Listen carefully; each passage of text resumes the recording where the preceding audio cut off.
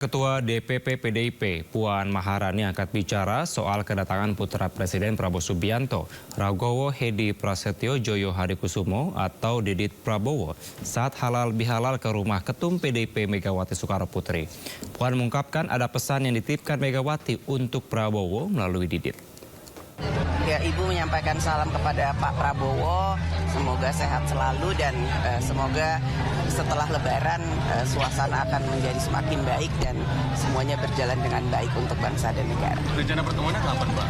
Secepatnya. Secepatnya. Apa mau open house? Apa? Apa pada saat open house? Gak ada open house, semuanya ini semua nggak ada open house, jadi semua Pak Prabowo pasti akan ada kesibukan dan Ibu Mega juga sudah nggak ada open house, jadi pasti setelah Lebaran ini, setelah libur Lebaran akan ada pertemuan secepatnya. Atau video call mungkin Bapak akan?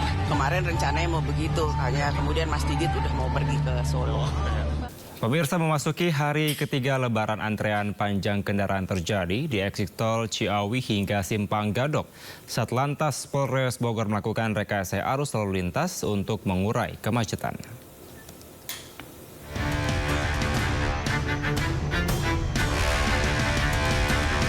Ribuan kendaraan memadati arus lalu lintas menuju kawasan wisata Puncak, Bogor, Jawa Barat. Mereka rata-rata memanfaatkan masa libur Lebaran untuk berkunjung ke tempat wisata di kawasan Puncak. Tingginya volume kendaraan membuat antrian panjang mencapai 3 km dari eksit tol Ciawi sampai dengan Simpang Gadok. Satlantas Polres Bogor melakukan rekayasa arus lalu lintas berupa ganjil genap dan sistem satu arah dari arah Jakarta menuju Puncak. Untuk jumlah kendaraan yang naik kurang lebih ada 25.000 kendaraan yang menuju arah Puncak. Kemudian kita sudah melaksanakan rekayasa lalu lintas satu arah, di mana tadi pagi kita laksanakan ganjil genap, kemudian pukul 7.30 kita laksanakan one way arah dari Jakarta menuju Puncak. Volume kendaraan di kawasan Puncak diprediksi akan terus meningkat hingga hari Sabtu mendatang. Dari Bogor, Jawa Barat, Wildan Hidayat, iNews melaporkan. Pada hari ketiga Lebaran, arus lalu lintas di eksit tol Parungkuda, Kabupaten Sukabumi, Jawa Barat kembali dipadati kendaraan yang akan menuju ke sejumlah titik tujuan wisata di Sukabumi. Sementara itu, arus lalu lintas di jalur arteri Pantura Cirebon, Jawa Barat dipadati oleh pemudik yang akan kembali ke ibu kota.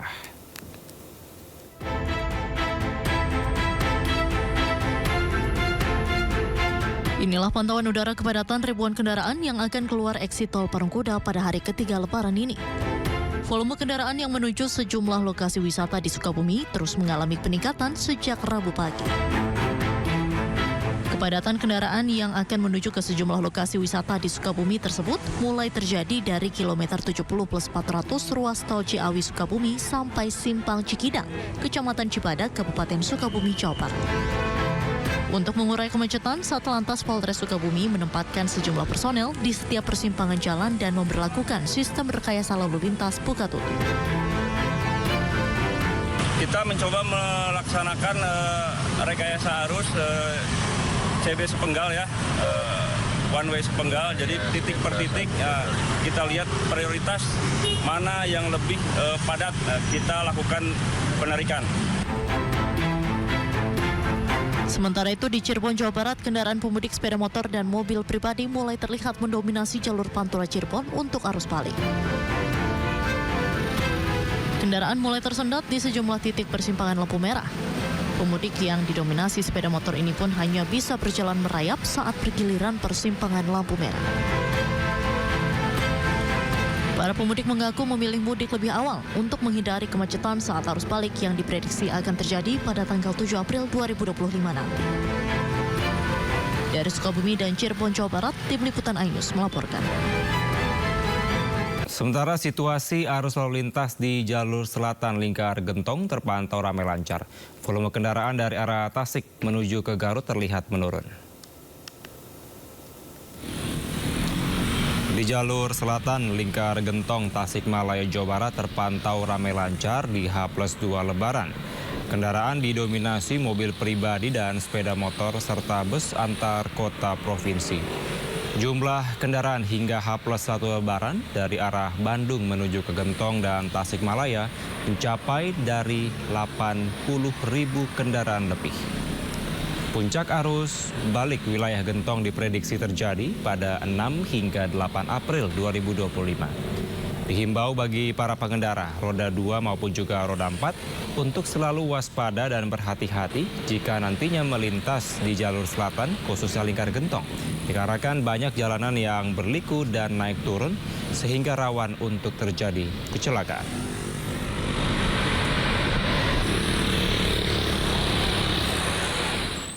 Jelang puncak arus Lebaran, kemacetan terjadi di jalur arteri Garut, Jawa Barat.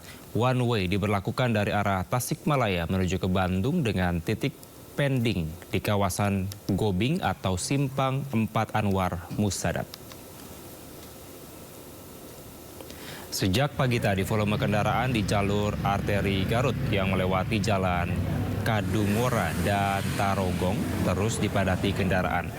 Untuk mengurai kemacetan, saat ini rekayasa lalu lintas berupa one way atau satu arah diberlakukan dari Tasikmalaya menuju ke Bandung dengan titik pending di kawasan Gobing atau Simpang 4 Anwar Musadat. Kendaraan di jalur arteri Garut didominasi kendaraan pribadi dan sepeda motor yang akan kembali ke kota asalnya masing-masing usai berlebaran di kampung halaman. Selain karena tingginya volume arus balik pemudik, kemacetan ini diperparah dengan banyaknya kendaraan yang hendak berwisata.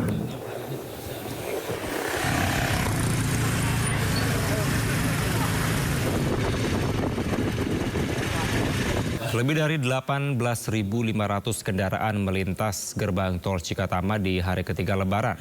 Arus balik Lebaran di Cikatama masih ramai lancar.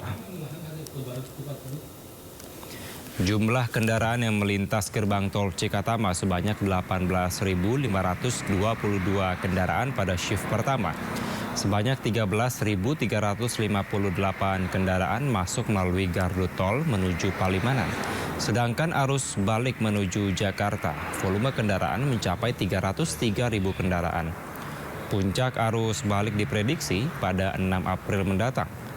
Guna mengantisipasi arus balik Trans Jawa Jakarta dialihkan ke tol Cisumdawu, Padalenyi dan juga Cipularang. Data dari Jasa Marga, lebih dari 1,9 juta kendaraan meninggalkan Jabodetabek selama periode H-10 hingga H+1 Lebaran.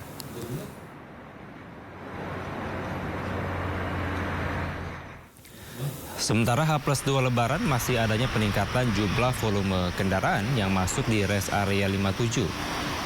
Ketersendatan terjadi di pintu masuk rest area. Berdasarkan informasi dari pihak pengelola KM57, kenaikan terjadi 4 kali lipat dari hari biasa. Diketahui rest area 57 baru bisa dikatakan mengalami lonjakan kendaraan jika kendaraan yang masuk ada di angka sekitar 20 hingga 25.000 per harinya.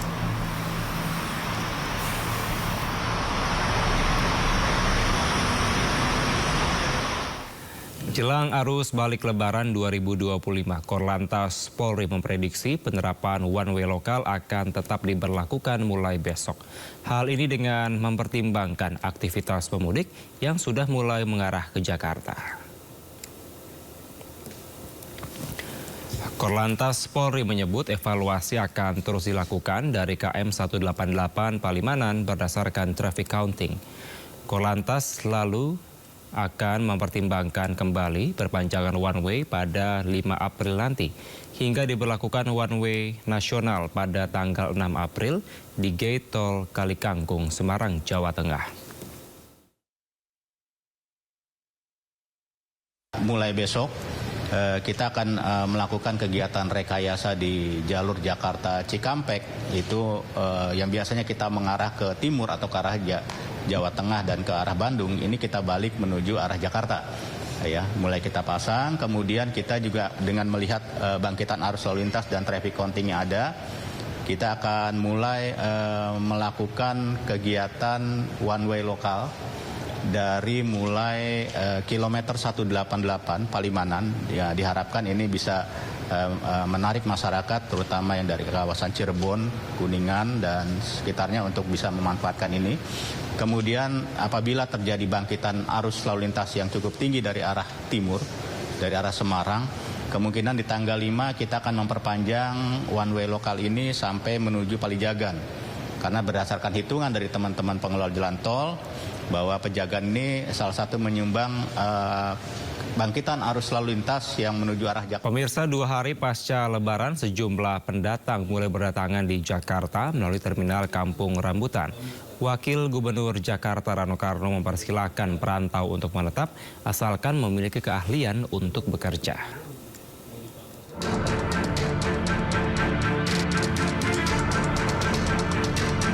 Hari ketiga Lebaran 2025, Terminal Kampung Rambutan, Jakarta Timur mulai dipadati para pendatang dari berbagai wilayah di Pulau Jawa.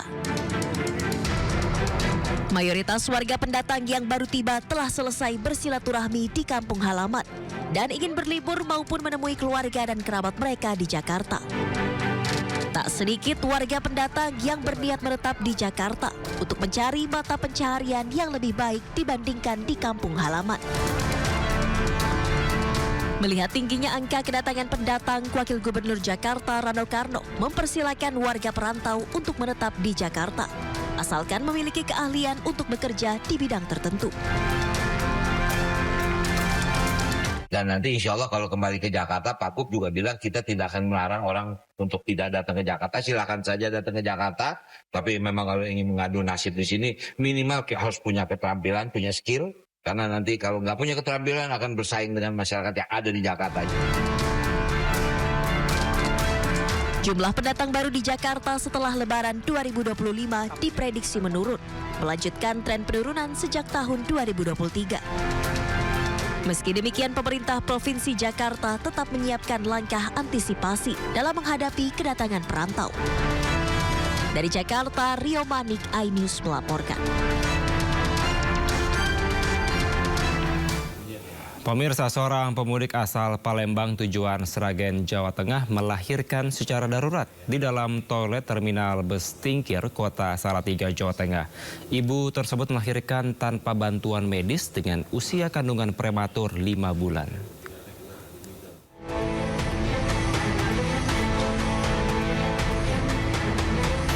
Para pemudik yang tengah menunggu bus di terminal tipe A Tingkir, Kota Salatiga, Jawa Tengah digemparkan dengan momen seorang pemudik yang melahirkan darurat di dalam toilet.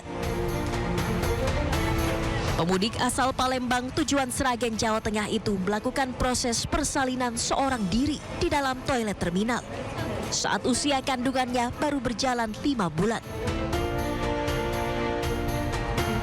Setelah proses persalinan selesai, sang bayi dan ibunya langsung dievakuasi ke Rumah Sakit Islam Tunas Harapan Salatiga. Telah ditemukan seorang wanita yang melahirkan di dalam toilet wanita, yang dimana kronologinya adalah bus Harapan Jaya dari Palembang menuju Sragen transit di terminal tipe A Tingkir Salatiga untuk menurunkan penumpang yang turun di terminal tipe A Tingkir Salatiga. Pada saat itu wanita yang melahirkan tersebut izin kepada kru bis untuk ke toilet wanita. Karena lahir secara prematur, bayi yang dilahirkan di dalam toilet terminal ini kini masih mendapatkan perawatan medis di rumah sakit. Dari Salatiga, Jawa Tengah, Lurisa Lulu, iNews melaporkan. Pemirsa, H+2 Lebaran Idul Fitri 1446 Hijriah, stasiun Wus dipadati ribuan warga yang akan mudik Lebaran ke Bandung pada Rabu pagi. Antrean nampak terlihat panjang di scan tiket untuk masuk ke peron. Mereka mengaku memilih naik Wus karena menghindari kemacetan di jalan raya.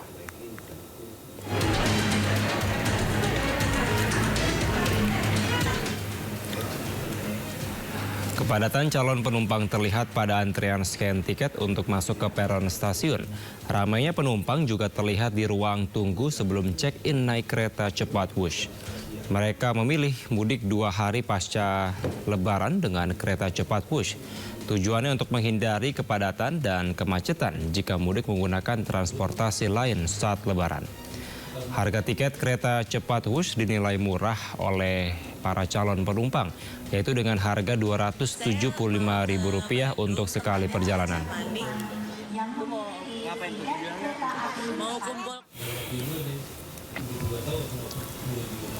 Sementara kondisi stasiun Pasar Senen, Jakarta Pusat terpantau ramai.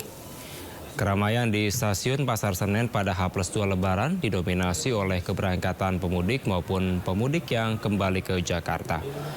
Para periode masa angkut Lebaran 2025 dari 21 Maret hingga 11 April ini, PT KAI Daob 1 Jakarta mencatat 785.000 tiket ludes terjual untuk keberangkatan dari Jakarta. Sedangkan untuk kedatangan sebanyak 98.702 penumpang yang telah tiba atau akan tiba di Jakarta. Dengan rata-rata per hari 31.359 penumpang yang akan turun di area Daob 1 Jakarta. Ada sebanyak kurang lebih hari ini ya 41.040 penumpang. Kedatangan di Senen itu mencapai 16.141. Kemudian datang di stasiun Gambir sebanyak 11.217 dan lainnya turun atau datang di Cikampek, kemudian Cikarang, Karawang, Bekasi dan Jatinegara. Jadi untuk kedatangan lumayan cukup banyak. Kemudian bagaimana keberangkatan untuk hari ini juga di stasiun Pasar Senen ini masih dalam kategori tinggi karena mencapai 100% keberangkatan dari stasiun Pasar Senen. Kemudian untuk dari keberangkatan di Daob 1 Jakarta itu sebanyak 85 perjalanan kereta api, sebagian diantaranya dari Gambir dan dari Pasar Senen. Kapasitas yang diberikan hari ini sebanyak 47.690 tempat duduk, kemudian telah terjual sebanyak 42.694 tempat duduk dan okupansinya mencapai 90%. Jika dibagi keberangkatan dari Gambir sebanyak 16.807 penumpang, kemudian dari Senen 25.887. Ini masih dalam kategori mudik. Pemirsa, H+2 Lebaran Pelabuhan Bakaheni Lampung sudah mulai ramai oleh para pemudik yang akan melakukan perjalanan arus balik. Para pemudik melakukan pulang lebih awal untuk menghindari kepadatan. Meski terpantau meningkat, Pelabuhan Bakaheni masih terpantau normal. Hanya terlihat antrean kendaraan yang hendak menunggu kedatangan kapal. Berdasarkan data 1 April 2025, sebanyak 12.000 penumpang sudah menyeberang dari Sumatera menuju Pulau Jawa. Diprediksi keramaian jumlah penumpang akan terjadi pada tanggal 3 hingga 7 April mendatang. Lantaran ASDP memberikan diskon tarif tiket sebesar 21 hingga 36% untuk berbagai kategori kendaraan. Nantinya ASDP juga akan melakukan berbagai skema untuk mengurai kepadatan dengan cara menambah jumlah kapal dan pengalihan sejumlah kendaraan.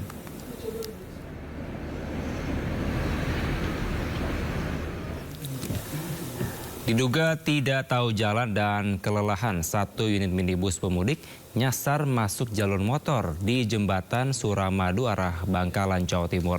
Polisi pun mengimbau pemudik untuk beristirahat jika merasa kelelahan.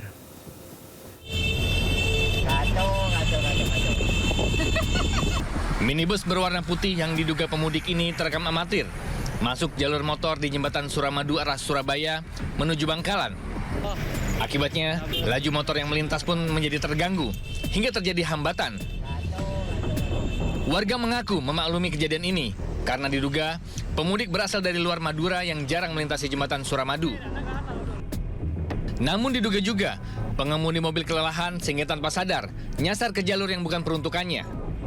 Akibatnya, polisi mengimbau agar pemudik roda 2 maupun roda 4 beristirahat sejenak di pos peristirahatan jika merasa lelah. Selain sebagai antisipasi kerawanan kejahatan jalanan, pos-pos tersebut juga untuk memberikan kenyamanan bagi para pemudik yang beristirahat sejenak. Dari Bangkalan, Jawa Timur, Taufik Syahrawi, iNews melaporkan. Pemirsa, polisi memberhentikan dan menegur pengemudi mobil pick-up yang mengangkut penumpang untuk menuju lokasi wisata. Sebelumnya polisi melarang mobil pick-up digunakan untuk mengangkut orang.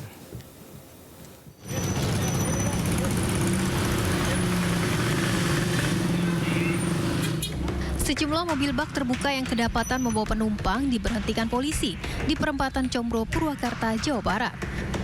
Bak terbuka berpenumpang ini digunakan untuk mengangkut warga yang hendak berwisata.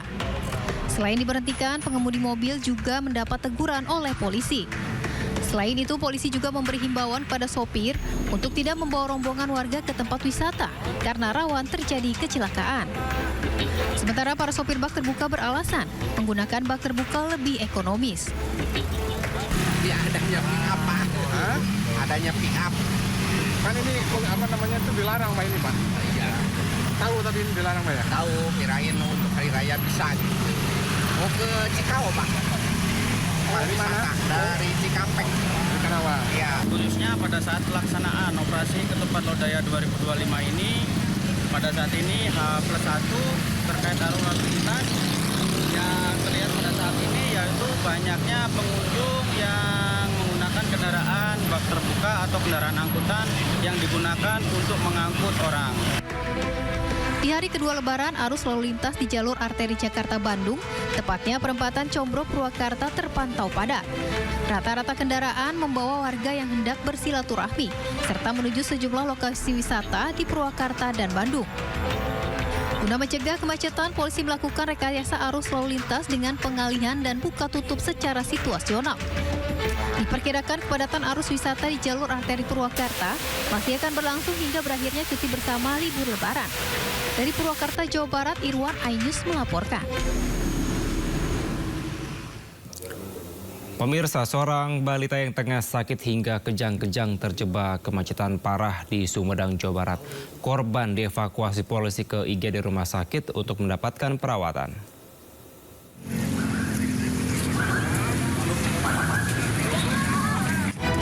Seorang balita usia 4 tahun yang tengah sakit dievakuasi polisi saat terjebak kemacetan di jalur arteri Bandung-Cirebon kawasan Bojong, Sumedang. Menggunakan mobil patroli, sang bocah dibawa ke rumah sakit untuk mendapatkan tindakan medis.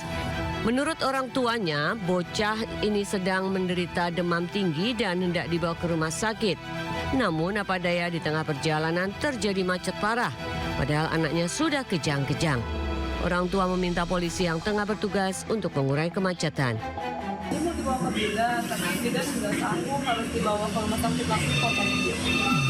Awalnya rencana mau kemana tadi itu? Emang mau ke rumah sakit.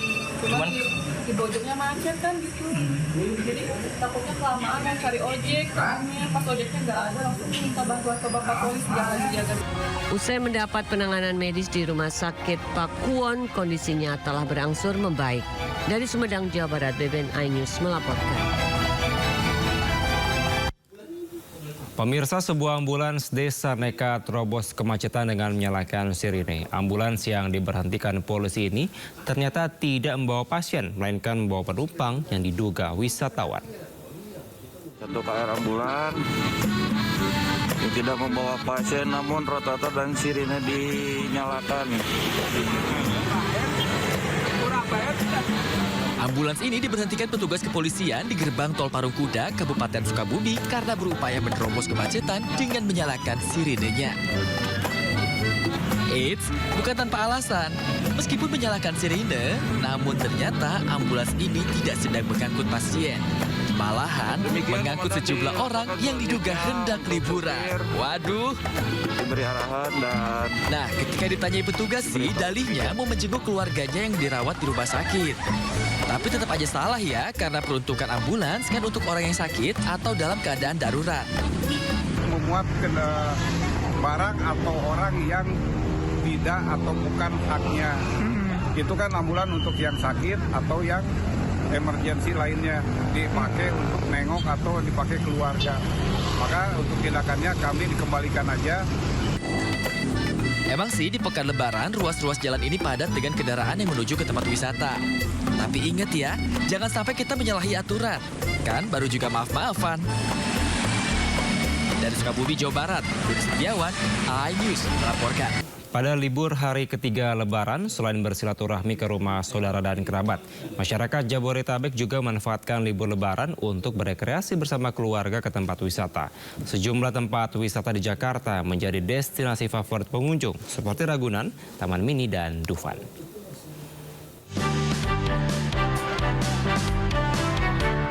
Hari ketiga libur Lebaran, berbagai tempat wisata di Jakarta ramai dikunjungi masyarakat. Salah satunya di Taman Marga Satwa Ragunan, Jakarta Selatan. Antusiasme pengunjung pun terlihat sejak pintu masuk, di mana terjadi antrean panjang dan kemacetan di sekitar lokasi. Jumlah pengunjung diprediksi mencapai puncaknya, yakni 100.000 orang.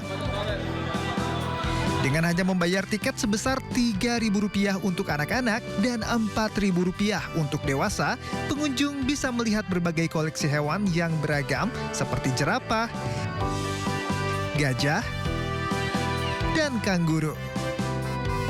Menjadikan tempat wisata ini cocok untuk dikunjungi keluarga. Pihak pengelola bahkan memberikan pelayanan khusus bagi kelompok masyarakat tertentu. Tapi memang ada kebijakan tersendiri ya untuk rombongan kaum disabilitas ya. Itu free malah, bukan diskon lagi, malah free. Kemudian lansia juga free. Untuk seperti yang kemarin disampaikan oleh Pak Gubernur bahwa penerima KJP pun free ya. Itu sudah ada aturannya itu. Taman Mini Indonesia Indah juga masih menjadi destinasi wisata masyarakat Jabodetabek dan sekitarnya di libur Lebaran. Pihak pengelola TMI menyebut total pengunjung di hari pertama dan kedua saja sudah mencapai 20.000 orang. Di sini, pengunjung bisa menikmati beberapa fasilitas transportasi lokal. Seperti bus listrik hingga skuter listrik yang bisa membawa Anda berkeliling menikmati sederet anjungan. Nah, di sini banyak wisatanya. Saya mau naik skuternya. Di sini banyak museum-museum, ya biar saya lebih banyak tahu. Kayak ramah anak-anak juga. Banyak sih kan, banyak museum juga, terus banyak area, ya banyak anjungan-anjungan juga, terus kayak bisa ekspor Indonesia dalam satu lingkup ini gitu.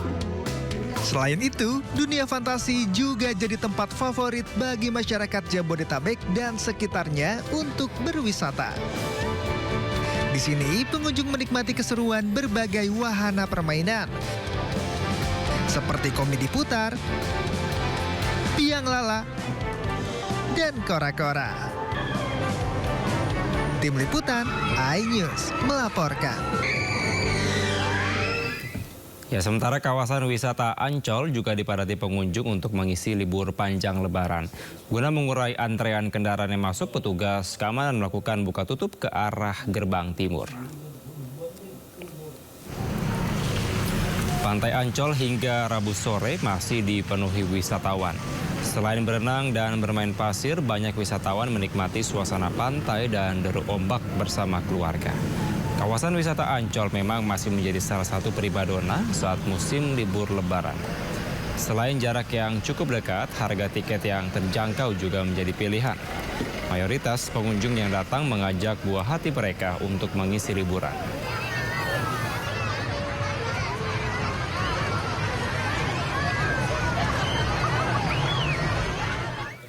Ya, selain pantai, kebun binatang juga bisa menjadi salah satu tujuan wisata yang ramah keluarga. Di Bandung dan Surabaya, bahkan di Lampung, Taman Marga Satwa dipadati ribuan wisatawan.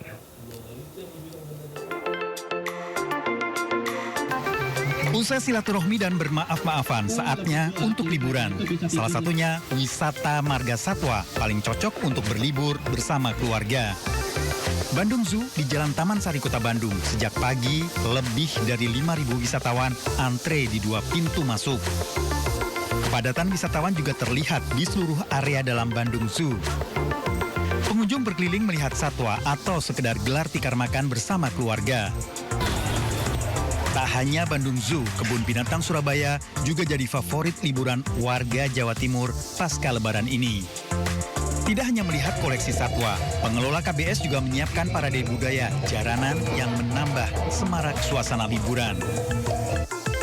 Wisata kebun binatang juga menjadi favorit warga yang mudik ke Pulau Sumatera, salah satunya di Lembah Hijau, Bandar Lampung.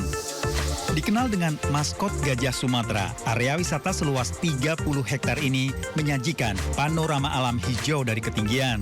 Juga dilengkapi dengan 400 koleksi satwa. Pengunjung bisa melihat atraksi burung, bahkan bisa berinteraksi langsung dengan pengunjung. Dan bagi Anda yang ingin menikmati, berkunjung, berwisata di momen Lebaran 1446 Hijriah ini, dengan harga terjangkau Anda bisa menikmati dan bermain bersama satwa-satwa yang berada di kawasan ini.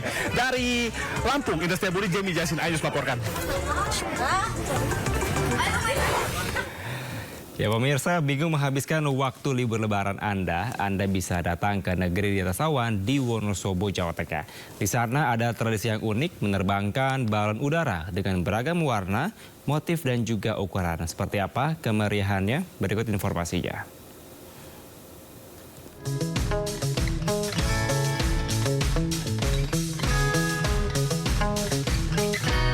Ribuan orang berkerumun di lapangan desa Candiasan, Kecamatan Kertek, Kabupaten Wonosobo, Jawa Tengah untuk menyaksikan penerbangan balon udara berbagai motif.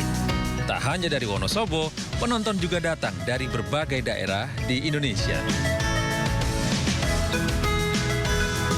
Sedikitnya 35 balon udara diterbangkan. Pesertanya tak hanya kelompok dari desa Candiasan saja, namun kelompok penerbang balon udara dari berbagai desa di Wonosobo juga hadir.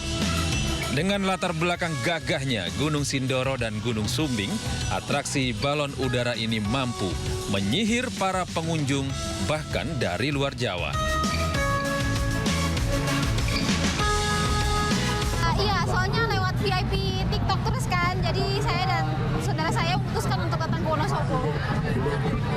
Baru pertama kali atau udah pernah lihat balon udara sebelumnya? Pertama kali. Baru pertama kali. Baru pertama kali. Iya. Terus kami juga excited karena di Papua itu sebelumnya tidak pernah ada festival seperti ini. Jadi kami senang gitu. Jadi kayak pas kebetulan ini kan lewat terus di FYP TikTok kami. Jadi ya sebisa mungkin kami menyempatkan diri untuk mengikuti festival ini. Karena ya seru juga. Riuh rendah penonton terjadi ketika salah satu tali balon udara tak sengaja terputus hingga balon akhirnya lepas tak terkendali.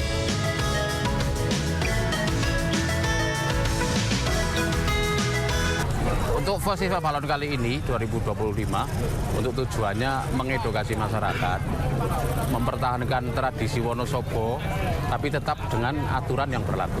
Dengan cara ditambatkan agar tidak mengganggu jalur penerbangan. Untuk menjaga keselamatan lalu lintas udara, balon udara ini ditambatkan dengan tali maksimal 150 meter saja. Puncak perayaan tradisi balon udara ini akan digelar pada hari Minggu 6 April mendatang di alun-alun Wonosobo. Dari Wonosobo, Jawa Tengah, Didik Dono, iNews melaporkan.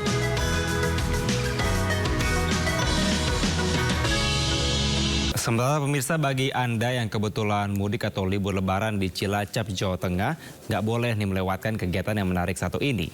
Tradisi nobeng, demikianlah sebutannya, adalah tradisi menangkap ikan di Cilacap dengan tangan kosong yang diikuti ratusan warga.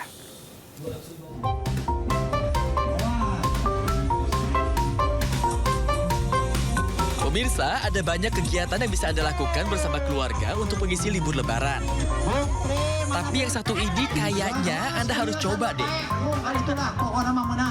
Namanya tradisi nobeng di Cilacap, Jawa Tengah. Bukan nobeng alat perkakas itu ya. Nobeng ini tradisi menangkap ikan di dalam kolam dengan tangan kosong. Ikan yang disebar panitia di dalam kolam ini sebanyak 1 ton. Jenisnya pun beragam, mulai dari ikan lele, mujair, ikan mas. Pokoknya yang nggak ada cuma ikan asin deh. Jumlah ikan yang tidak sebanding dengan banyaknya peserta jadi tantangan perlombaan ini. Kondisi kolam yang berlumpur juga bikin lomba makin asyik. Ya, anggap aja lah skincare alami. Ya, mudah-mudahan karena komiden terus berlanjut dan maju terus pantang mundur. Ini merupakan kegiatan dalam rangka silaturahmi yang diselenggarakan Karang Taruna untuk komiden Desa Bolang untuk memperingati Hari Raya Idul Fitri. Kami sering menyelenggarakan kegiatan. Ratusan peserta ikut tobeng ini berlomba-lomba mendapatkan hadiah uang tunai sebagai hadiahnya. Menang tobeng dilihat dari banyaknya ikan yang didapat atau berat ikan. Gimana? Seru kan? Dari Cilacap, Jawa Tengah, Heri Susanto, iNews melaporkan. Pemirsa, puas berwisata saatnya berburu oleh-oleh. Bagi Anda yang berada di wilayah Jawa Tengah, khususnya di Pekalongan, ada tempat oleh-oleh sekaligus edukasi yang bisa dikunjungi. Lokasinya ada di Kampung Batik Wiradesa. Pembeli tidak hanya disuguhkan berbagai produk batik khas pesisir, tapi juga bisa melihat langsung proses pembatikan yang dilakukan dengan cara tradisional.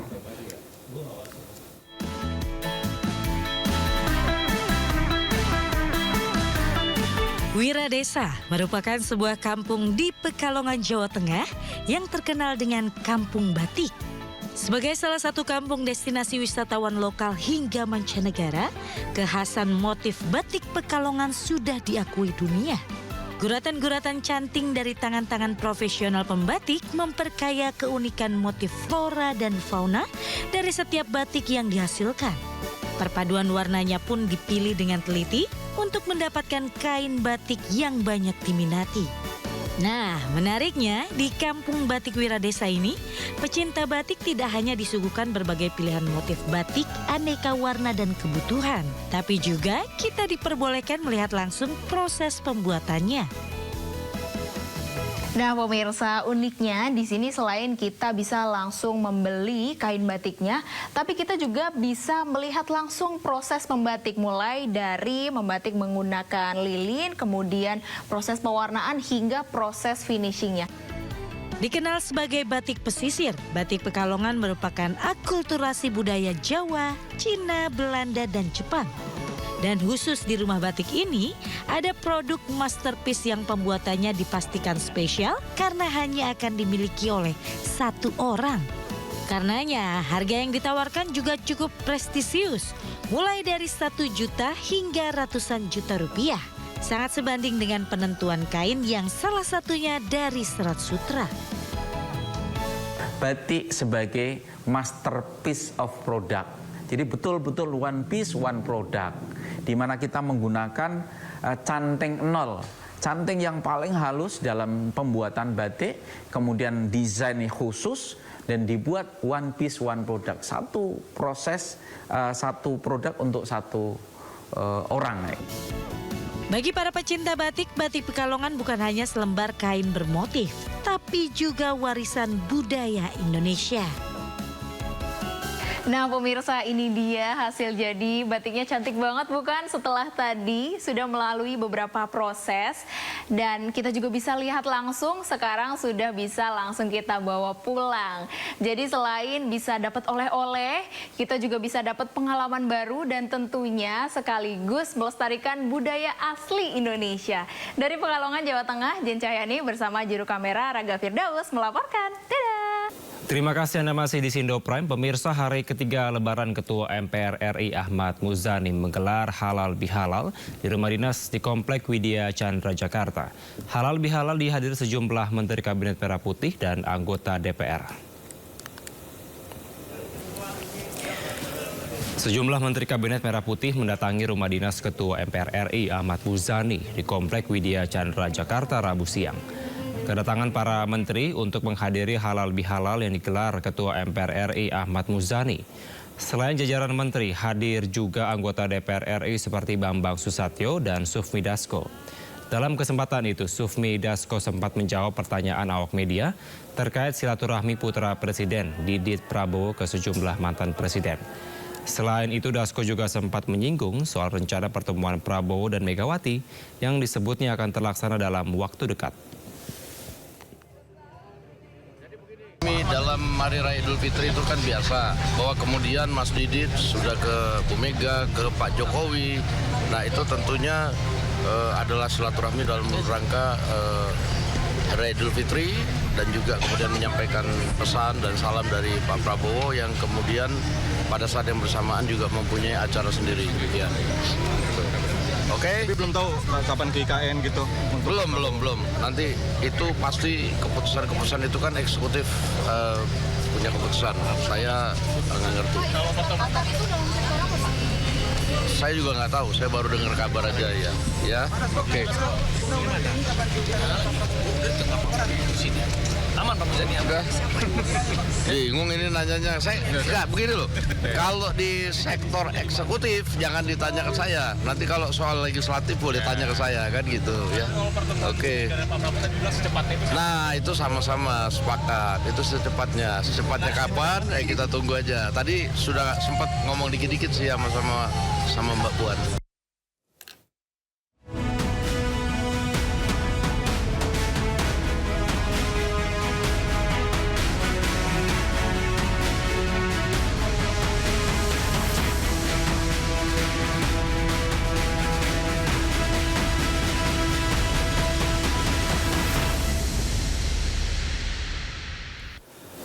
Pemirsa, putra Presiden Prabowo Subianto Didit Prabowo berkunjung ke kediaman Presiden RI ke-7 Joko Widodo di Solo, Jawa Tengah. Didit juga menyempatkan diri bersilaturahmi ke kediaman Presiden ke-5 RI Megawati Soekarnoputri sebelum mengunjungi Jokowi.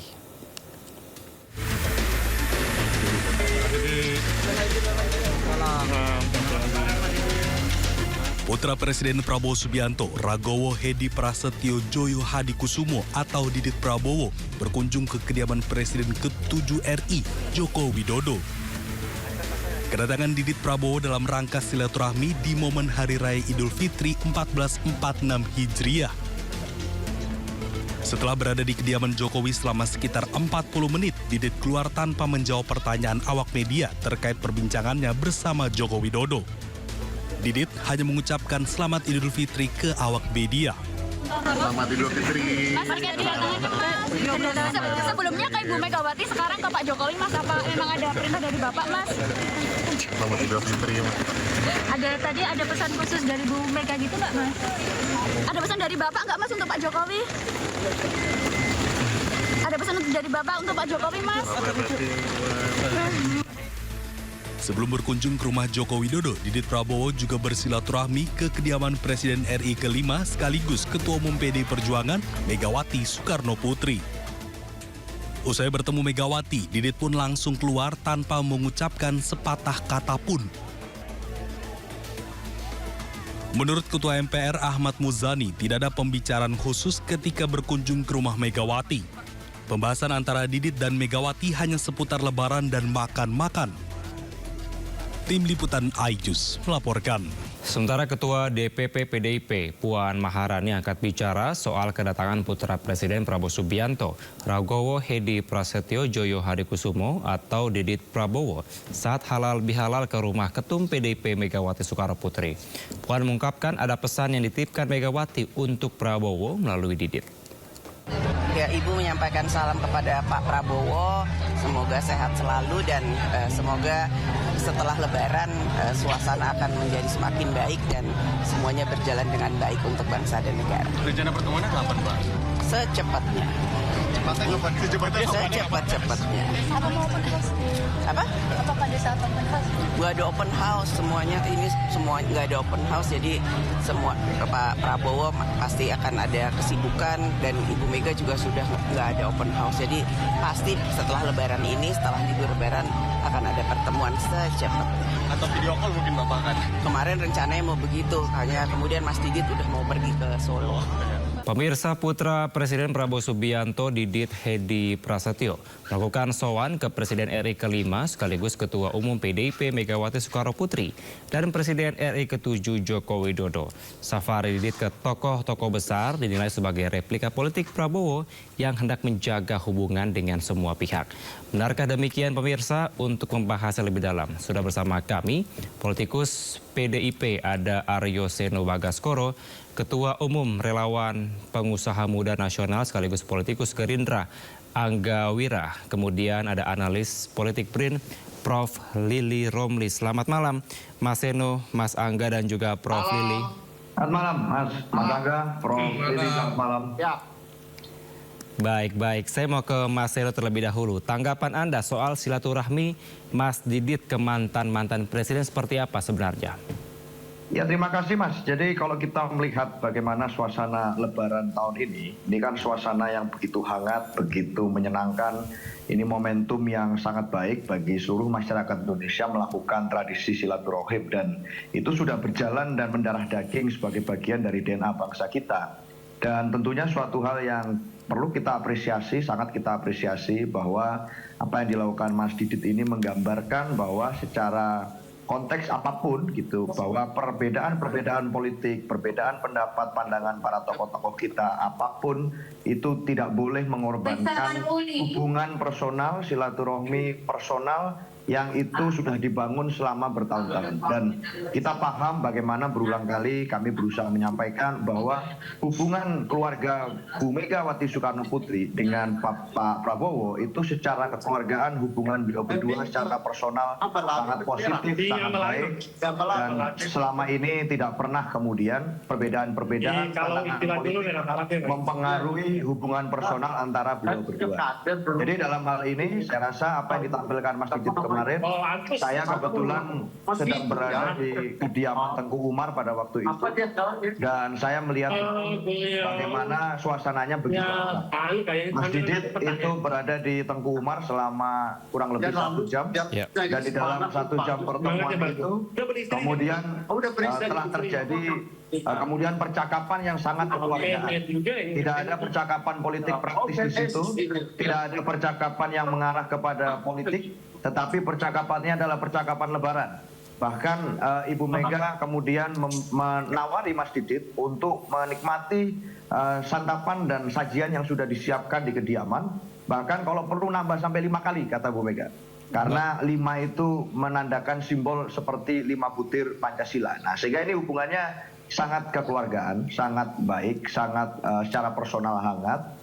Dan itu saya rasa menjadi potret yang baik untuk momentum Idul Fitri di tahun ini. Itu kurang lebih seperti itu, dan kami tentu mengapresiasi apa yang dilakukan oleh Mas Didit sebagai bagian dari anak muda yang sowan kepada yang lebih senior. Itu, Mas. Baik, Mas Seno, ada tanggapan atau ada pesan khususkah yang disampaikan dari Ibu Megawati kepada Presiden Prabowo Subianto melalui Mas Didit ini?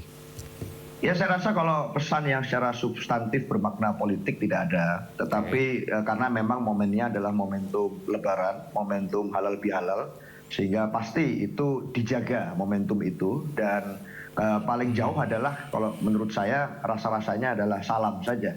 Kan kita tahu bagaimana kemudian di meja itu ada yang ikut mendampingi, ada keluarga Ibu Mega. Ada Mbak Puan Maharani di sana, ada Mbak Pinka Haprani di situ. Lalu ada pula di kediaman ada Mas Prananda Prabowo. Juga kemudian waktu Mas Didit hadir, ada pula Ketua DPD RI Pak Sultan Najamuddin, dan kemudian ada Sekjen Gerindra Pak Ahmad Muzani. Sehingga tentu saja itu menggambarkan bagaimana persahabatan itu lintas partai politik, lintas pandangan politik, lintas kepentingan semata, tetapi kalau konteksnya kekeluargaan itu both itu semua. Itu, Mas. Baik. Saya mau ke Mas Angga. Mas Angga melihatnya seperti apa ini adanya sowan yang dilakukan oleh Mas Didit ke Jokowi dan juga ke Ibu Mega, seperti apa?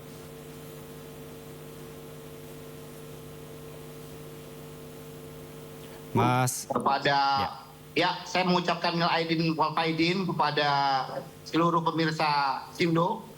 Dan tentunya apa yang dilakukan Mas Didit ini perlu kita apresiasi. Dan tentunya pertama kita juga harus mengapresiasi pemerintah yang kita lihat saat sekarang ini juga penyelenggaraan mudik ini berlangsung cukup baik dan lancar ya. Ini menandakan memang komunikasi antar elit ini menjadi salah satu hal yang sangat penting, dan tentunya pertemuan antara Pak Prabowo dan Ibu Mega mudah-mudahan ini akan bisa terjadi ya secara langsung. Nah, ini menjadi harapan kita bersama sehingga berbagai macam tantangan persoalan yang terjadi saat sekarang ini akan makin cepat terselesaikan dengan adanya komunikasi politik antar elit yang lebih baik, dan ini sudah dijembatani oleh Mas Didit ya dalam proses halal bihalal pasca Idul Fitri. Ini menjadi salah satu simbol ya bahwa komunikasi secara informal juga sudah mulai berjalan dengan lancar. Tadi dijelaskan proses pertemuan berlangsung juga secara hangat, dan saya lihat juga dari teman-teman di Partai Gerindra juga sebelumnya sudah juga melakukan komunikasi secara intensif. Kira-kira seperti itu, Mas. Mas Angga, kira-kira ada arahan khususkah dari Pak Presiden kepada Mas Didit untuk bisa melakukan sowan kepada mantan-mantan presiden sebenarnya? Saya rasa ini hal yang terjadi secara natural ya, dan ini inisiatif dari Mas Didit ya, dan mudah-mudahan tadi tanggapannya, responnya sangat baik, dan ini menjadi bridging ya, jembatan sebelum adanya pertemuan nanti antara Pak Prabowo dan Bu Mega, yang ini saya rasa menjadi simbol konsolidasi yang lebih aktif lagi, karena kita lihat juga hubungan mantan-mantan presiden ya selama ini antara Pak Jokowi, Pak SBY ini berjalan dengan cukup luar biasa juga. Beberapa agenda penting kenegaraan yang kita lihat mantan-mantan presiden itu ikut terlibat. Kemarin kita lihat juga hadir dalam launching Danantara misalnya. Ini menjadi salah satu simbol kekuatan atau konsolidasi yang terjadi antara elit kita. Baik. Saya mau minta tanggapan dari Prof. Lili. Lebih dalam, Prof. Ini Anda melihat pertemuan yang dilakukan dari Mas Didit seperti apa? Apakah ada pesan-pesan khusus pasca Lebaran yang dilakukan oleh Mas Didit? Mungkin mewakili dari Presiden Prabowo? Prof? Ya, saya kira memang kehadiran Mas Didit ke Ibu Mega ini sepengetahuan dan seizin Pak Prabowo. Ya. Saya kira ini momentum yang baik pasca Lebaran. Kita tahu bahwa sebelumnya kan ada ketegangan pasca Sekjen PDIP ada permasalahan dengan KPK tadi. Nah, dengan kunjungannya Mas Didit ke Ibu Mega ini tentu mencairkan suasana. Selain memang silaturahmi halal bihalal dari yang muda ke yang tua, bagaimanapun karena Mas Didit ini adalah anak Pak Prabowo, tentu merepresentasikan Pak Prabowo juga. Dan ketika Ibu Mega menyambut dengan hangat, berarti persoalan-persoalan yang sebelumnya mengganggu itu mungkin menjadi cair, sehingga rencana ada akan pertemuan yang secepatnya itu bisa juga kemudian dibangun kembali. Karena kan pasca peristiwa Pak Hasto tadi itu kan rencana ada pertemuan kemudian terhenti. Bahkan Ibu Mega kan menginstruksikan agar beberapa kepala daerah untuk tidak hadir dulu ke Magelang. Nah, dengan kehadiran Mas Didit ini tentu membuka pintu kembali untuk rencana pertemuan. Kan memang bagi pihak Gerindra ataupun pemerintah atau Pak Prabowo kan yang ingin sekali bertemu dengan Ibu Mega. Nah, memang posisinya sekarang ada di Ibu Mega. Meskipun yang saya lihat dari bicara kan Ibu Puan kan mendukung sekali.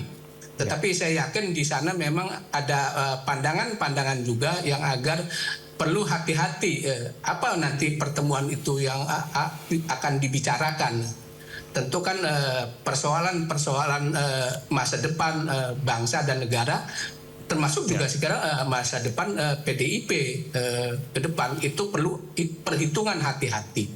Karena saya lihat jika kemudian pertemuan itu ditindaklanjuti oleh keinginan agar PDIP bergabung dalam pemerintahan, bisa di kalangan PDIP terbelah dua. Ini saya kaitkan dengan kompetisi nanti 2029. Apakah para loyalis dan para pendukung PDIP itu akan menyetujui langkah yang dilakukan oleh PDIP untuk bergabung itu? Nah, untuk itu saya kira saya sepakat dengan Mas Seno, memang pertemuan Mas Didit dengan Ibu Mega itu ya dalam konteks silaturahmi aja, halal bihalal. dan pasti menyampaikan salam dari Pak Prabowo. Itu saja sih, tidak lebih jauh dari perbincangan tentang politik praktis lah itu. Baik, Prof. Lili dan juga Mas Seno serta Mas Angga, sebelum kita membahas lebih jauh terkait dengan isu ini dan juga peristiwa yang terjadi ini, kita akan mendengarkan terlebih dahulu ada informasi. Rupanya pemirsa, langkah Didit Prabowo yang menemui mantan Presiden Megawati maupun juga Jokowi ini menuai pujian dari Wakil Presiden Gibran Rakabuming Raka. Berikut pernyataan dari Wapres. Melihat Mas Didit yang juga sowan ke Bu Mega, Pak Jokowi, terus kemarin ketemu sama anak-anak presiden. Ya, terakhir kan pada waktu ulang tahun beliau, saya lihat Mas Didit ini selaku putra dari Pak Presiden Prabowo ini sangat harus kita apresiasi. Beliau punya semangat untuk mengumpulkan semua tokoh-tokoh besar, tokoh-tokoh muda, dan saya kira itu hal yang luar biasa sekali. Beliau sowan ke sana kemari, menggandeng anak-anak muda. Saya kira itu hal yang patut diapresiasi. Ada kemungkinan juga Mas Didit akan mengundang para bapak-bapaknya. Boleh banget. Dan saya kira Mas Didit ini adalah tokoh yang bisa diterima semua pihak. Ya. Terima kasih. Baik pemirsa, kita akan melanjutkan dialog. Mas Seno, langsung saja kira-kira kapan nih Mas pertemuan antara Megawati dan juga Prabowo setelah Mas Didit bertemu dengan Megawati? Ya tinggal menunggu the right momentum on the right place saja Mas, sebetulnya. Karena kalau bicara tentang wacana pertemuan ini kan sudah sebenarnya suatu wacana yang berkembang lama gitu dan mendapat tanggapan positif sebetulnya dari berbagai pihak. Dan sudah diwacanakan sejak jauh sekali, sejak Pilpres, kemudian momentum Pilkada, lalu kemudian momentum pasca Pilkada hingga sekarang. Itu wacana ini terus dinanti-nantikan oleh banyak orang. Nah, kami bisa memaklumi bahwa sebenarnya ada harapan besar dari masyarakat untuk melihat bagaimana pertemuan antara dua tokoh Republik ini, Bu Mega dan Pak Prabowo, yang sebenarnya sejak dari dulu itu sudah kami sampaikan bahwa hubungan Bu Mega dan Pak Prabowo ini secara personal baik sekali. Gitu. Meskipun pernah berada di dalam spektrum positioning politik yang berbeda, pernah menjadi mitra, maju di dalam Pilpres bersama-sama, pernah juga menjadi kontestan, berada di posisi politik yang berbeda, tetapi itu tidak kemudian mengorbankan hubungan personal beliau berdua. Baik. Apalagi Pak Prabowo sebagai presiden sudah memberikan suatu komitmen yang sangat serius untuk menindaklanjuti soal misalnya pencabutan TAP MPRS yang berkaitan dengan berurusan nama baik di dalam sejarah Bung Karno. Nah, hal itu tentu saja menjadi suatu hal yang sangat kami apresiasi, kami mengucapkan terima kasih, bahkan Ibu Mega memberikan ungkapan terima kasihnya secara terbuka di momentum-momentum penting pada saat beliau memberikan pidato dan sambutan. Dan tentu saja itu adalah suatu milestone sejarah yang sangat positif untuk beliau berdua. Baik. Maka kalau bicara pertemuan simbolik, itu hanya menunggu waktu, menunggu timing. Sebagaimana kita ketahui, beliau berdua adalah tokoh bangsa yang punya jadwal dan kesibukan masing-masing, sehingga nanti akan dicarikan momentum yang paling tepat, sehingga bisa bermanfaat dan bermakna juga untuk masyarakat, untuk bangsa dan negara, dan bukan hanya pertemuan simbolik saja. Itu Mas. Baik, kira-kira apalagi Mas Seno yang ditunggu dan kapan? Karena kan ini sudah berkembang cukup lama isu yang beredar seperti Anda sampaikan tadi. Ya bisa di banyak momentum, salah satunya yang sudah kami buka wacananya adalah pada saat Kongres Partai misalnya. Itu adalah momentum yang sangat positif. Artinya waktu Rakernas dulu sempat ditanyakan kepada kami apakah akan mengundang Presiden. Tetapi berhubung di dalam Rakernas itu yang kami undang adalah kader-kader partai, acara diselenggarakan secara internal, maka tidak kemudian dilakukan. Tetapi kemungkinannya terjadi pada saat Kongres. Di saat Kongres kami akan mengundang Presiden dan tentunya mengharapkan bagaimana nanti jadwalnya bisa disesuaikan dengan baik. Tetapi kalau pertemuan di luar itu kita tinggal tunggu saja Mas tanggal mainnya, kita tunggu waktu yang tepat, seharusnya tidak terlalu lama. Mas Seno, Kongres partainya ada bocoran kapan Mas? Nanti belum kami sampaikan, tetapi yang pasti harusnya dalam waktu yang tidak lama lagi dan harusnya tahun ini. Ya, Mas Seno, ini terkait dengan komentar dari Mas Gibran yang menyampaikan bahwa mengapresiasi Mas Didit ini bertemu dengan Bu Mega. Seperti apa tanggapannya? Ya saya rasa sulit untuk tidak mengapresiasi apa yang dilakukan oleh Mas Didit. Siapapun pasti akan menganggap tradisi silaturahmi ini yang dilakukan oleh Mas Didit sebagai suatu cerminan positif. Bahwa kemudian langkah-langkah yang dilakukan Mas Didit ini merajut pertemuan dengan tokoh-tokoh besar bangsa itu adalah suatu hal yang baik dan linear dengan bagaimana DNA bangsa Indonesia. Maka siapapun saya rasa akan mengapresiasi, sulit untuk tidak mengapresiasi. Dan dalam konteks ini meskipun ada banyak perbedaan pandangan politik antara satu person dengan person yang lain, seharusnya kalau kaitannya dengan hubungan personal tidak ada masalah. Artinya di dalam politik yang menjadi prinsip adalah bagaimana ideologi, bagaimana pemikiran, bagaimana kebijakan, itu boleh saja berbeda. Baik. Tapi there is nothing personal di dalam konteks itu Mas. Baik, Mas Angga, ini mungkin dari pihak Gerindra sudahkah menyusun waktu atau jadwal dari Presiden Prabowo untuk bisa bertemu dengan Ibu Mega atau seperti apa perkembangannya sampai saat ini? Ya, makasih. Tadi Mas Seno sudah menyampaikan banyak hal ya terkait rencana pertemuan yang akan dilakukan, dan saya rasa sebenarnya antara Pak Prabowo dan Ibu Megawati kan sudah punya hubungan yang tercipta sejak lama ya. Dan saya rasa juga secara komunikasi publik selama ini diwakili oleh Mbak Puan juga program-program yang dilakukan oleh pemerintah sebenarnya juga tercermin, dan teman-teman di PDIP juga saya lihat juga memberikan support yang begitu baik juga. Jadi saya rasa ini tinggal menunggu momen dan waktu yang tepat, dan saya rasa momentum Idul Fitri ini sudah dijembatani oleh Mas Bibit ya, yang secara proaktif melakukan komunikasi. Ini saya rasa menjadi suatu cermin komunikasi politik yang sudah terbangun secara baik ini bisa berjalan secara terus-menerus, dan tentunya kami dari Partai Gerindra dan pemerintah juga membutuhkan support ya dari teman-teman di PDI Perjuangan agar program-program yang kami jalankan ini bisa berjalan dengan baik. Begitu Mas.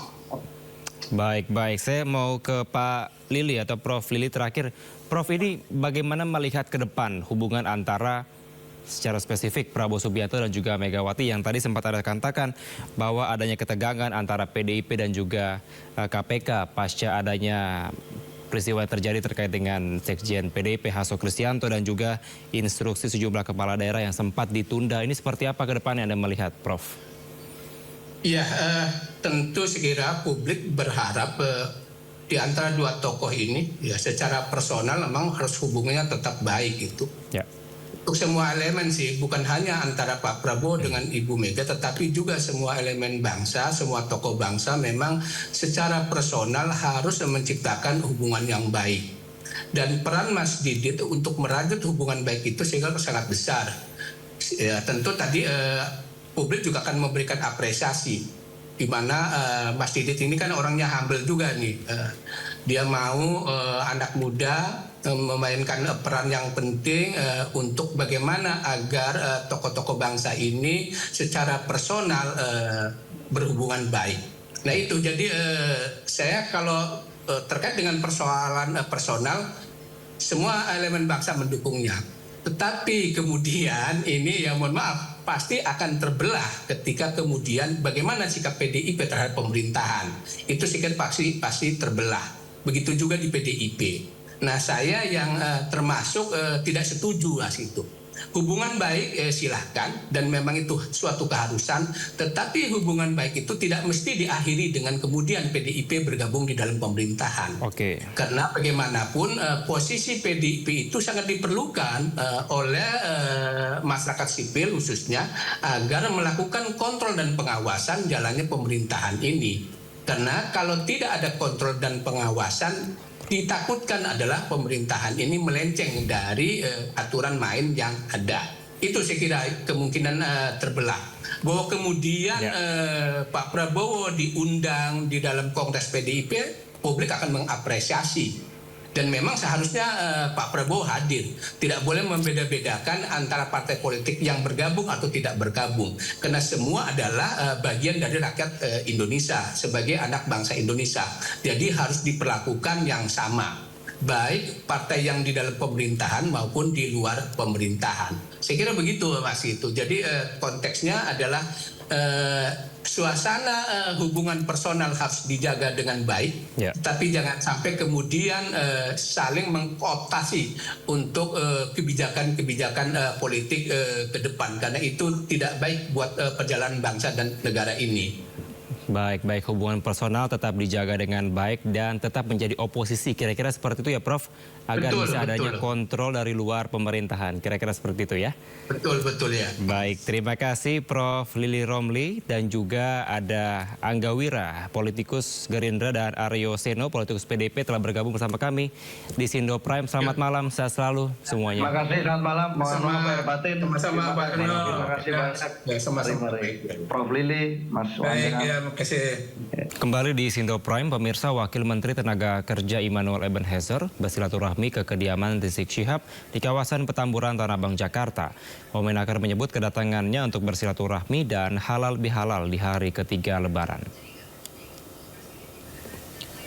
Wamenakar menyebut tidak ada pembahasan khusus terkait kunjungannya ke kediaman Rizik Syihab, melainkan untuk bersilaturahmi dan halal bihalal di hari ketiga Lebaran.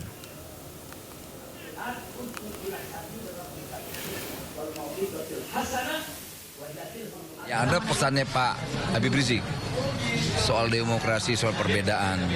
Beliau tahu sekali bahwa saya kan pendukungnya Pak Jokowi kemarin ya, 2014-2019. Artinya beliau punya pemikiran yang begitu luar biasa. Artinya perbedaan itu dianggap biasa dalam Islam, di FPI bahkan gitu. Jadi ya selama ini narasi-narasi terkait radikalisme dan sebagainya sebetulnya sudah terbantahkan hari ini dengan saya hadir di markas besar FPI. Nah, kita mau ke depan ini kan bangsa ini coba sama-sama kita menatap bareng ya. Biar gimana pun Habib Rizik juga patriotik yang harus kita hormati. Beliau selain patriotisme ulama besar yang punya tempat tersendiri lah di masyarakat lah, kayak gitu kira-kira. Ya soal pesan khusus yang pasti tidak ada lah, gitu. Dari Pak Prabowo juga tidak ada. Ini kan momen ini open house, datang silaturahmi kan hal yang biasa. Lah iya itu wajib, itu bukan pesan Habib Rizik juga tapi pesan konstitusi. Dan itu juga pesan Presiden Prabowo terhadap kita sebagai pembantunya. Gitu, layani rakyat, jangan korupsi, itu pesan dan perintah menurut saya. Dan itu disampaikan lagi, beliau punya tanggung jawab moral sebagai ulama. Ada wakil menteri daripada tenaga kerja, kita perlu juga menyampaikan ke beliau agar berjuang habis-habisan bagaimana bisa meminimalisir, apalagi bisa mengeliminir tingkat pengangguran di Indonesia. Tingkat pengangguran di Indonesia sudah sangat memprihatinkan, sudah sampai mencapai titik nadir karena banyak perusahaan gulung tikar, banyak tenaga kerja yang di-PHK. Nah, maksud saya begini, Pak, wakil-wakil rakyat yang di DPR, maaf, lebih banyak mikirin bagaimana jenderal TNI dan Polri yang pensiun supaya dapat kerja lagi. Sudah, supaya ya diperpanjang masa kerjanya, masa pensiunnya, setelah pensiun dikaryakan di berbagai BUMN. Nah, sementara yang prajurit-prajuritnya saudara, baik TNI maupun Polri, ya begitu-begitu aja. Ini kan diperjuangkan tingkat tinggi. Padahal yang namanya TNI, Polri, apalagi udah jadi jenderal, mereka pejabat, udah punya gaji, udah punya segala macam jaminan. Saudara, tidak perlu lagi terlalu pusing dipikirkan bagaimana masa depan mereka. Ini yang sipil ini banyak yang pengangguran.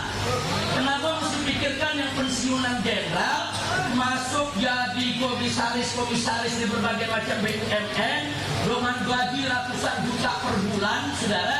Sementara masyarakat yang kalau dapat gaji separuh UMR aja udah pada girang ya. Sementara itu, Wamenakar juga berkomentar keras terkait THR untuk ojek online yang dinilai nominalnya kecil.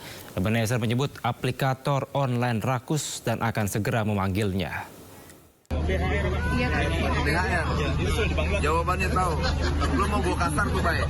Langsung naik karena gue nih soal BHR nih. Iya. Kasar juga boleh. Mereka rakus. Itu jawabannya itu. Siapa mas? Tapi akan dipanggil. Aplikator itu rakus. Ya. Tapi akan dipanggil lagi kapan? Udah. Kita panggil. Oke. Kapan Pak Noel?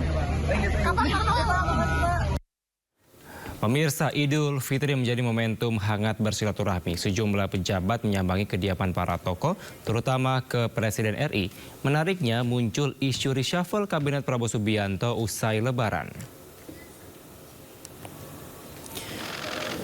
Hari Raya Idul Fitri dinilai sejumlah pihak menjadi momentum tepat bagi Presiden Prabowo Subianto untuk mengocok ulang kabinetnya. Prabowo dinilai perlu untuk kembali mengevaluasi kinerja jajarannya di Kabinet Merah Putih. Diketahui saat ini terdapat sejumlah masalah yang membutuhkan perhatian khusus, utamanya terkait isu ekonomi, perdagangan, hingga ketenaga kerjaan. Jika usai Lebaran reshuffle ini benar-benar terrealisasi, maka akan menjadi reshuffle kedua Kabinet Merah Putih usai melalui 100 hari pemerintahan Prabowo Kabinet.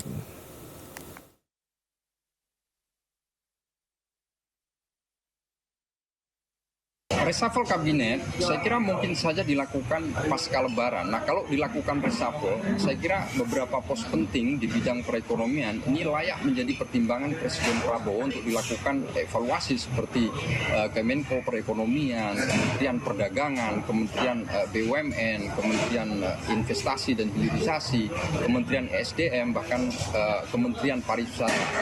Nah, indikator-indikator penting di bidang ekonomi yang patut menjadi perhatian Presiden adalah misalnya merosotnya IHSG, kemudian melemahnya rupiah dan juga lesunya ekonomi Lebaran, sehingga ini yang akan menjadi bahan pertimbangan Presiden untuk melakukan evaluasi. Nah, khusus kinerja Menteri SDM, meskipun ada sejumlah kebijakan yang nyata-nyata merugikan masyarakat seperti kebijakan gas LPG 2 kilo, tapi saya melihat saya ragu Presiden Prabowo berani melakukan reshuffle terhadap Menteri PSDM karena posisi Golkar ini sangat seksi sekali. Golkar seringkali diandalkan dukungannya oleh Presiden Prabowo dan seringkali pasang badan terhadap kebijakan-kebijakan Presiden Prabowo. Pemirsa, jenazah aktor senior Reza Tahapy disemayamkan di Rumah Duka Sentosa RSPAD Jakarta Pusat. Aktor kawakan Indonesia itu meninggal dunia di usia 68 tahun akibat komplikasi penyakit yang dideritanya.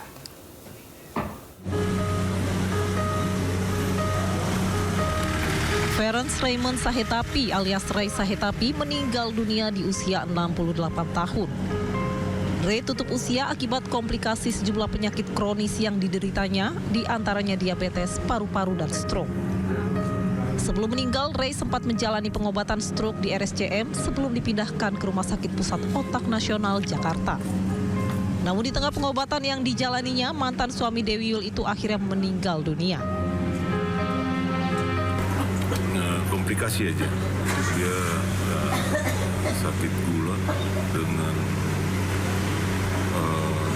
paru-paru juga ada, tapi paru-paru baru ketahuan nanti di sini. Kemudian stroke, jadi komplikasi. Sudah diusahakan sedemikian rupa, ya sudah nggak bisa ditolong.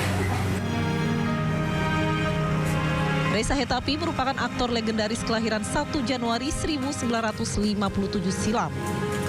Karir beraktingnya membentang lebih dari 4 dekade.